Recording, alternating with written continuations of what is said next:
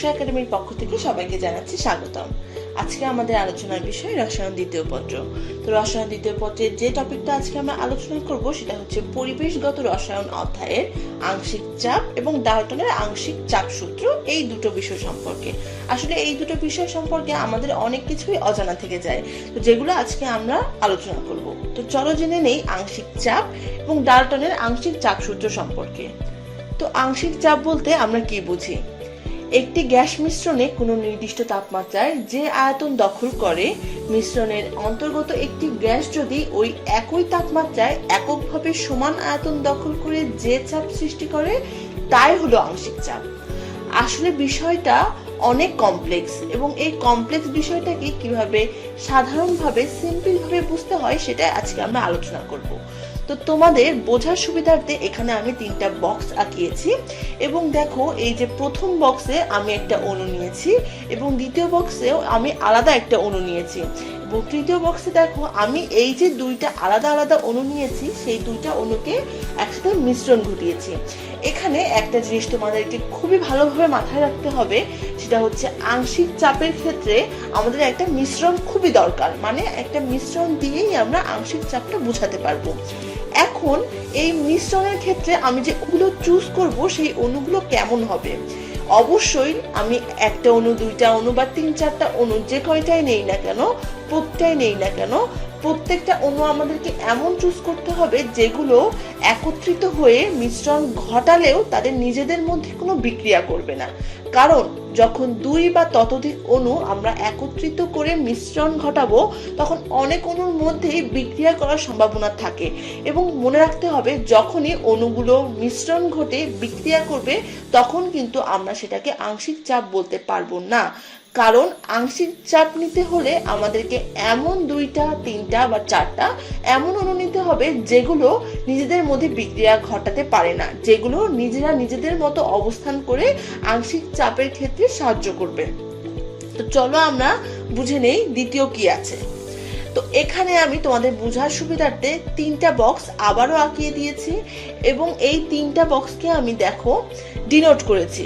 তো প্রথমে আমি যে বক্সটা চুজ করেছিলাম সেই বক্সটার আয়তন 1 লিটার, বক্সটার মধ্যে যে অণুগুলো আছে সেগুলোকে আমি x দ্বারা ডিনোট করেছি, এবং দ্বিতীয় যে বক্সটা আছে সেই বক্সটার আয়তন 2 লিটার, এবং এই বক্সটার মধ্যে যে অণুগুলো আছে সেগুলোকে আমি y দ্বারা ডিনোট করেছি, এবং তৃতীয় যে বক্সটা, যেগুলোর মধ্যে আমি এই যে প্রথম x অণুর বক্সের অণুগুলো এবং এই যে y অণুগুলো একসাথে মিশ্রণ ঘটিয়েছি, সেই বক্সটা আমি নিয়েছি একটু বড়, যার আয়তন 5 লিটার।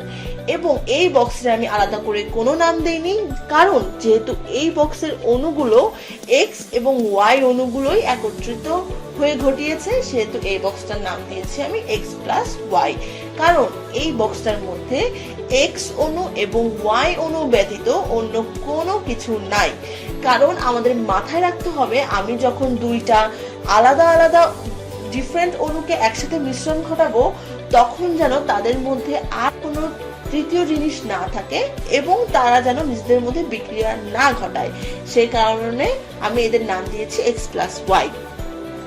এখন আমরা যে আংশিক চাপ নিয়ে আলোচনা করব, পুরো ব্যাপারটাই আমাদের x+y মিশ্রণের মাধ্যমে বুঝবো। হ্যাঁ, এটা একটা মজার জিনিস। এই যে আমরা আংশিক চাপ আলোচনা করব, এখানে কিন্তু আমাদের প্রথম বক্স, দ্বিতীয় বক্স বলো কিছুই কাজে লাগবে না।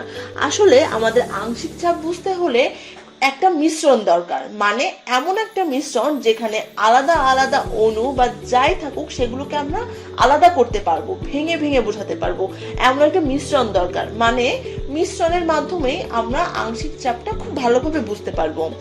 আসলে x+y মিশ্রণটা 1 লিটার x, এই যে আমি 1 লিটার ভলিউমের x অণু, এবং 2 লিটার y, এই যে 2 লিটার আয়তনের y অণু মিলেই গঠিত। তার মানে আমরা বুঝলাম x+y মিশ্রণটা 1 লিটার x এবং 2 লিটার y দ্বারা গঠিত। তো এখানে আমি তোমাদের বোঝার সুবিধার্থে এই যে তৃতীয়, মানে আমাদের যে ফাইনাল বক্সটা ছিল যার মধ্যে আমি x এবং y এই 2টা অণু একত্রে মিশ্রিত করেছি, সেই বক্সটা আমি আবার আঁকলাম, যেটার আয়তন আমাদের 5 লিটার। তো ধরি আমাদের এই পুরো পাত্রে একটা চাপ পাওয়া যাবে আর সেটা হচ্ছে পি। অবশ্যই আমাদের পাত্র যেহেতু আছে, পাত্রের মধ্যে অণু আছে, তার চাপ তো অবশ্যই থাকবে। তো আমরা সেই চাপটাকে ধরলাম পি। এই পি চাপটা ক্রিয়েট হওয়ার পিছনে এক্স এবং ওয়াই অণু দুটোরই সমান অবদান রয়েছে অবশ্যই, কারণ এই পাত্রের কোনোই ভ্যালু থাকতো না যদি না এই পাত্রের মধ্যে এক্স এবং ওয়াই দুইটা অণু না থাকতো। তো এবং এই যে এক্স এবং ওয়াই অণু এদের ভিতরে আছে, তারা নিজেরা নিজেদের জায়গা থেকে আলাদা আলাদা ভাবে চাপ ক্রিয়েট করছে, এবং এই যে তারা আলাদা আলাদা ভাবে চাপ ক্রিয়েট করছে, এই পুরো চাপটাই আসলে তাদের নিজস্ব চাপ। তো এই যে পি চাপটা ক্রিয়েট হওয়ার পিছনে এক্স এবং ওয়াই অণু দুটোর সমান অবদান আছে, এটা কিন্তু আসলে একটা সত্যি কথা। তাহলে আমরা দেখে নেই, এক্স অণুর জন্য যে চাপটা আসে সেটা হচ্ছে পি এক্স, এবং ওয়াই অণুর জন্য যে চাপটা আসে সেটা হচ্ছে পি ওয়াই। আসলে এখানে আমাদেরকে বুঝতে হবে এই যে এক্স আর ওয়াই এর আদি চাপ যা ছিল সেটা মিশ্রণে আসার পরও একই আছে কিনা। মানে এই যে আমি আগের পার্টে নিয়ে যাই বোঝার সুবিধার্থে, এই যে এক্স অণুটা ছিল এবং ওয়াই অণুটা ছিল, তারা দুইজন যে আলাদা আলাদা পাত্রে প্রথমে যখন ছিল, তাদের এই প্রথম অবস্থায় যে চাপ ছিল, এই মিশ্রণে আসার পরেও তাদের চাপ একই আছে কিনা, উত্তরটা হবে না। তার কারণ কি, এই যে তারা আগে যে পাত্রটা ছিল, তাদের পাত্রের ভলিউম বা আয়তন তারা মিশ্রিত যে পাত্রটা এসেছে সেই ভলিউম একই না। তার মানে অবশ্যই চাপ তোমার আয়তনের উপর ডিফার করে। তোমার আয়তন যেমন হবে, চাপও কম বেশি হবে, আয়তন কম বেশি হলে চাপও কম বেশি হবে, এটা আমরা আগেও পড়েছি।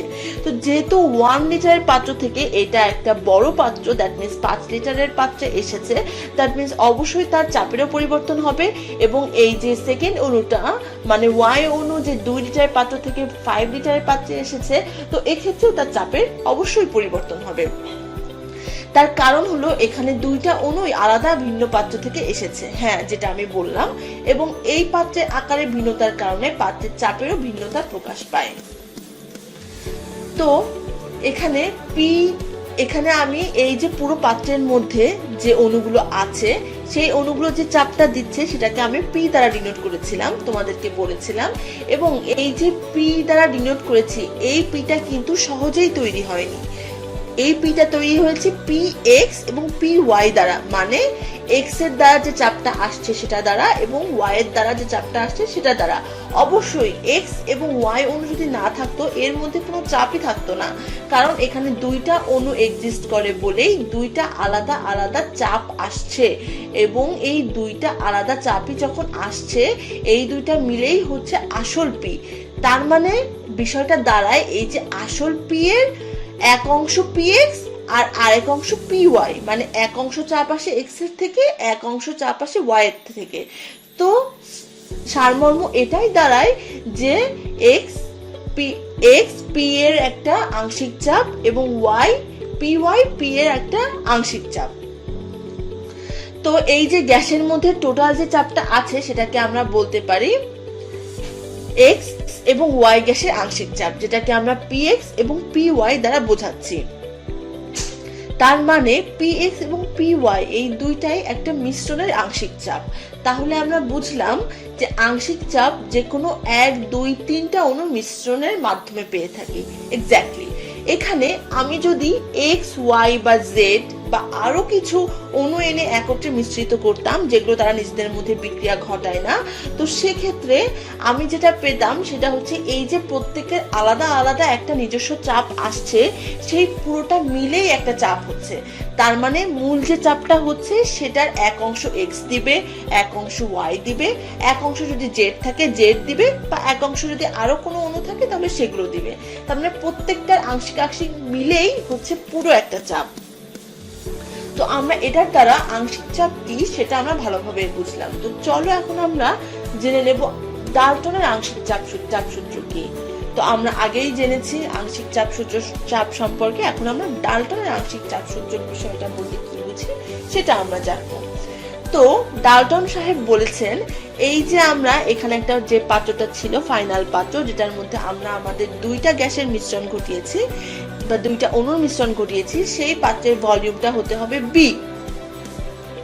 তো বি অণুর ভলিউম বি ভলিউমের একটা অণুর পাত্র যার টেম্পারেচার আছে টি এবং পি। তো সেক্ষেত্রে অণুগুলোর জন্য আমরা ধরলাম NX এবং NY সংখ্যক অণু। তাহলে আমরা আইডিয়াল গ্যাস সূত্র বা আদর্শ গ্যাস সূত্র বলতে গ্যাস সূত্রের সংজ্ঞা যেটা বুঝি সেটা হচ্ছে X এর জন্য হবে PXV = NXRT। তাহলে আমরা যদি আংশিক চাপ কি সেটা বোঝাতে যাই তাহলে হবে NXRT/V। আর এই ক্ষেত্রে যদি আমরা আদর্শ গ্যাসের সূত্রটা লিখতে চাই তাহলে আসবে PYV = NYRT। তাহলে আমরা Y এর ক্ষেত্রে আংশিক চাপ লিখতে হলে দেখতে পাবো আমরা NYRT/V। তাহলে আমরা যদি X আর Y দ্যাট মিন্স যেগুলোকে আমরা আংশিক চাপ ভেবেছিলাম সেগুলোর জন্য যদি আমরা এই সূত্রটা পেয়ে থাকি তাহলে মূলটার জন্য আমরা কি সূত্র পাবো? তাহলে পুরো মিশ্রণের জন্য আমরা লিখতে পারি PV = nRT, যেটা আসলে গ্যাস সূত্র, আদর্শ গ্যাস। তাহলে P = nRT/V। এখন আমরা যে এই যে X আর Y এর বেসিসে দুইটা আলাদা আলাদা ইকুয়েশন পেলাম সেগুলোকে আমরা 1 এবং 2 দ্বারা মার্ক করলাম এবং এক্ষেত্রে 1 আর 2 যোগ করে আমরা যেটা পাই PX + PY = NXRT/V + NYRT/V। তো PX + PY + NYRT/V এর দ্বারা আমরা কমন পাচ্ছি NX + NY + RT/V। RT/V কে আমরা কমন নিচ্ছি এবং এখানে আমরা NX + NY = N লিখতে পারি, যেহেতু পুরোটাই আমাদের NX + NY = N মানে ডিনোট করে। তো NRT/V। তো এই যে NRT/V = P, এটা আমরা আগেই জেনেছি পুরো মিশ্রণের চাপ। তো সেক্ষেত্রে পুরো মিশ্রণের চাপ হচ্ছে P, that means PX + PY = P। এই যে এটাই আসলে ডাল্টনের আংশিক চাপ সূত্র। তার মানে এই যে আংশিক চাপ দিয়েই মূল চাপটা গঠিত হচ্ছে। মূল চাপটা কখনোই অন্য কোনো জিনিস বা অন্য কোনো বেসিসে গঠিত হবে না। আসলে যে আংশিক চাপ থাকে, যে কয়টাই অণু দাও না কেন, সেগুলো যে আংশিক চাপ সেগুলো দ্বারাই গঠিত হয় মূল চাপ। আসলে পুরো বিষয়টার মানে দাঁড়ায় একটি মিশ্রণের আংশিক চাপগুলো যোগ করলে সেই মিশ্রণের মোট চাপ পাওয়া যায়। সুতরাং একটি মিশ্রণের মধ্যে XYZ বা ... যতগুলোই অণু থাকুক না কেন সবার আংশিক চাপ যোগ করলে তাদের মোট চাপ পাওয়া যাবে। তার মানে বিষয়টার সামারি করলে আমরা দেখতে পারি একটা মিশ্রণের মধ্যে ধরো যদি আমি অনেকগুলো অণু নিয়ে আসি XYZ ABCD, অনেকগুলো অণু নিয়ে আসি যেগুলো নিজেদের মধ্যে মিশ্রণ করবে কিন্তু নিজেদের মধ্যে কোনো রিয়াকশন ঘটাবে না, সেই অণুগুলো যখন একসাথে একটা মিশ্রণের মধ্যে থাকবে তখন তারা আলাদা আলাদা যে চাপ ক্রিয়েট করবে সেটাই হচ্ছে আংশিক চাপ এবং এই যে তাদের আলাদা আলাদা আংশিক চাপ মিলেই পাওয়া যাবে মোট চাপ। তার মানে মোট চাপ গঠিত হয় আংশিক চাপ নিয়ে, কয়েকটা অণুর আলাদা আলাদা আংশিক চাপ নিয়ে গঠিত হবে মোট চাপ। তো আজকে এই পর্যন্তই, ধন্যবাদ সকলকে।